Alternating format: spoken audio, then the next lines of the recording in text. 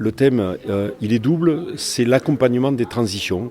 Des transitions d'abord environnementales et climatiques, d'une part, et d'autre part, des transitions agricoles et agroalimentaires. Ça, ce sont les thématiques sur lesquelles nous avons reçu 230 projets, 230 dossiers qui sont remontés aussi bien des grandes villes de nos 4 départements, Montpellier, Nîmes, Béziers, Carcassonne, Narbonne ou Mende. Et nous avons soumis ces 230 projets à nos élus qui ont voté. Et ce soir, on va récompenser 180 de ces 230 projets et leur remettre une petite dotation financière entre 1 000 et 3 000 euros pour leur donner le coup de pouce qui va leur permettre, nous l'espérons, de concrétiser ce projet, de le mener à bien. C'est tout simplement au fond de célébrer ceux qui, sur le terrain, dans nos 4 départements, font bouger les choses et les font changer. Célébrer toutes ces associations, ces petites entreprises, ces collectivités qui ont des projets, qui ont des idées, qui ont de l'énergie. On les sélectionne, on les encourage, on les finance. Et en faisant cela, non seulement on prolonge notre rôle de banquier du territoire, mais également, je crois, on célèbre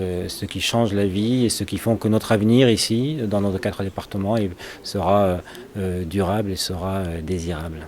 Alors concrètement, on trouve plein de choses là-dedans, des projets qui émanent des écoles pour revégétaliser leurs cours, des projets qui visent à préserver la biodiversité, des projets qui permettent de mettre en place des filières de production, du blé, la céréale à la farine pour arriver à faire des baguettes 100% gardoises commercialisées en circuit court dans un réseau d'une vingtaine de boulangeries sur tout le département du Gard.